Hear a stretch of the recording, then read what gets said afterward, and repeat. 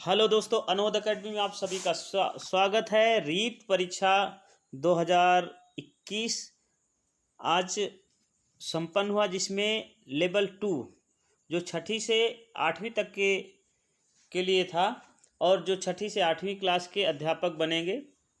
तो लेवल 2 का part first section first खंड 1 चाइल्ड डेवलपमेंट एंड पेडोलॉजी, इनके 30 क्वेश्चन आए थे और 30 के आंसर इस प्रकार होंगे। थोड़ा हम फास्ट काम करेंगे कि बाल केंद्रित शिक्षण विधि। क्वेश्चन नंबर 1, बाल केंद्रित शिक्षण विधि का अर्थ है। तो बाल केंद्रित शिक्षण विधि का अर्थ क्या होगा? तो क्वेश्चन नंबर 1 का आंसर होगा डी। प्रश्न संख्या 2, रैबिन प्रोग्रेसिव मैट्रिसेज का प्रयोग किसके मापन में किया जाता है? दोस्तों ध्यान रखना, रैबिन प्रोग्रेसिव मैट्रिसेज का प्रयोग किसके मापन में किया जाता है? बुद्धि के मापन में किया जाता है।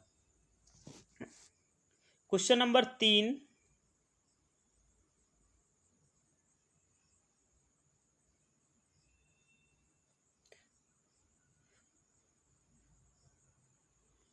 क्वेश्चन नंबर 3 है कि वाइगोत्स्की के अनुसार बालक सीखते हैं। बालक किससे सीखते हैं? अनुकरण से, वयस्कों और समवयस्कों को परस्पर से। तो इसमें 3 का जो सही उत्तर होगा वो होगा बी, वयस्कों और समवयस्कों पर परस्पर क्रिया से सीखते हैं। क्वेश्चन नंबर 4, किस मनोवैज्ञानिक के द्वारा सर्वप्रथम बुद्धि परीक्षण का निर्माण किया गया? ये सभी को पता है, बीने ने किया। प्रश्न संख्या 5, एक शिक्षक द्वारा प्रतिभाशाली बालकों के उत्थान हेतु कौन सा प्रयास किया जाएगा? एक शिक्षक द्वारा प्रतिभाशाली बालकों के उत्थान हेतु कौन सा प्रयास किया जाएगा? इसका सही उत्तर होगा विशिष्ट कक्षाएं व प्रोत्साहन। प्रश्न संख्या 6, अल्बर्ट बंडूरा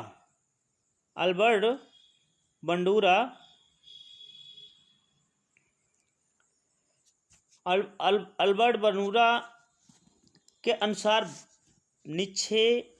निरीक्षणात्मक अधिगम हेतु 4 परिस्थितियां आवश्यक हैं। इन परिस्थितियों का सही क्रम क्या होगा? तो इन परिस्थितियों का सही क्रम जो होगा, अवधान होगा, धारणा होगा, पुनरुत्पादन होगा और अनुप्रेरणा। तो इसका जो सही उत्तर होगा वो होगा ऑप्शन सी। चलिए हम तेजी से चलते हैं आगे, और अनोद अकेडमी चैनल को सब्सक्राइब भी करें, वीडियो को लाइक करें और शेयर करना भी ना भूलें। प्रश्न संख्या 7 को ध्यान रखेंगे। प्रश्न संख्या 7 का में पूछा गया है, सिगमंड फ्रायड के अनुसार अवचेतन मन की विशेषताओं को ज्ञात करने की सर्वाधिक उपयुक्त विधि कौन सी है? तो इसकी सर्वाधिक जो उपयुक्त हो स्वप्न विश्लेषण। उत्तर बी से 7वीं का बी सही है। और ADHD का क्या अर्थ है? क्वेश्चन संख्या 8, तो 8 का जो सही उत्तर है वो होगा सी। प्रश्न संख्या 9 और 10।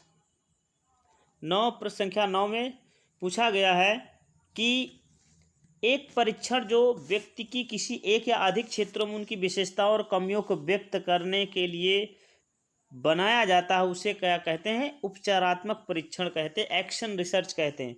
तो 9 का डी ए सही है।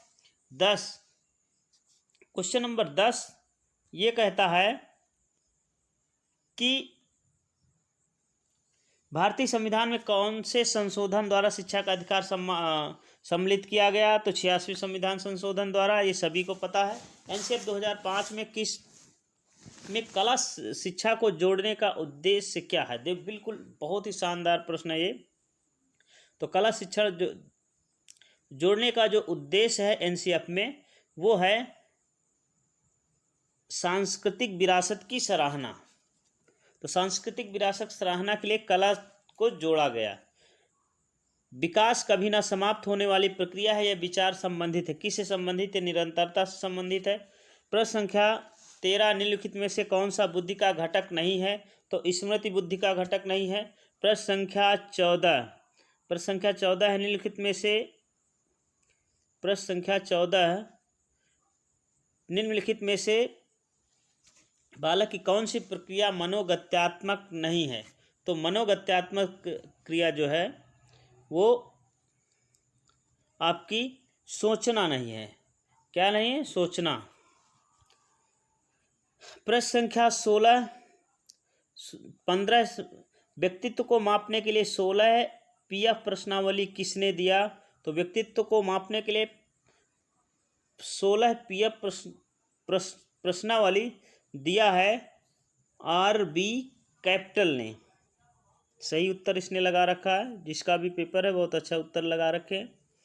प्रश्न संख्या 16, शिक्षा के अधिकार अधिनियम 2019-9 में शिक्षक के लिए प्रति सप्ताह न्यूनतम कार्य घंटों की संख्या क्या है? 45 है।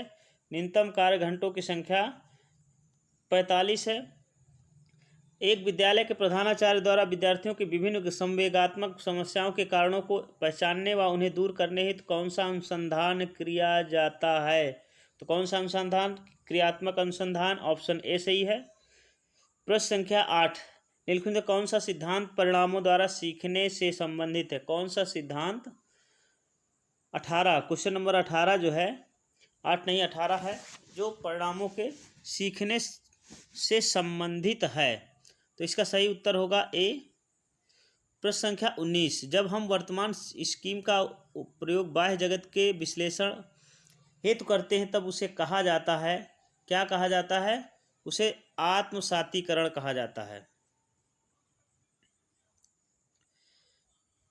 प्रश्न संख्या 20, निम्नलिखित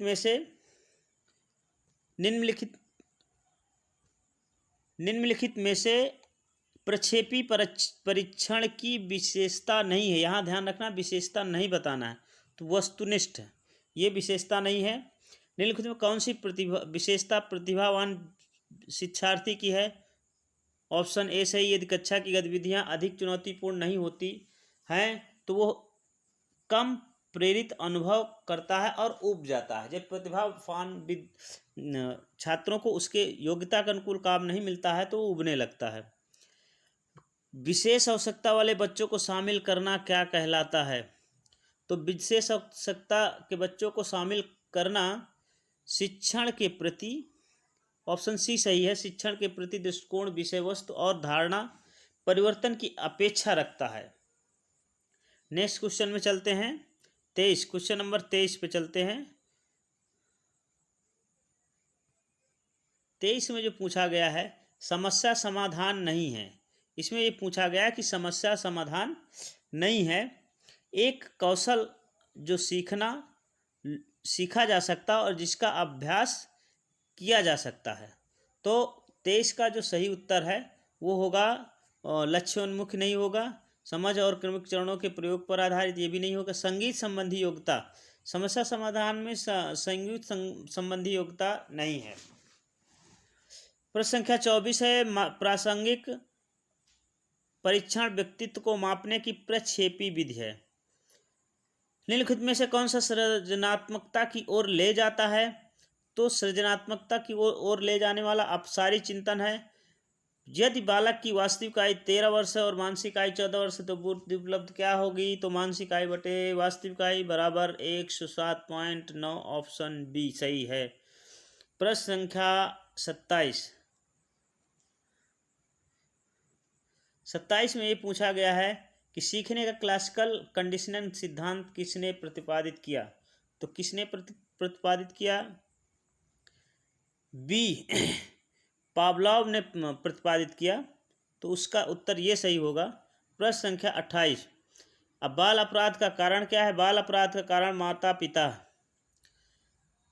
पिता में अनबन रहना, माता पिता में वैमनस्य रहना, माता पिता में तनाव रहना, जिसका बच्चों के सोच पर असर पड़ता है और बच्चे अपराधी गतिविधियों की ओर उन्मुख हो जाते हैं।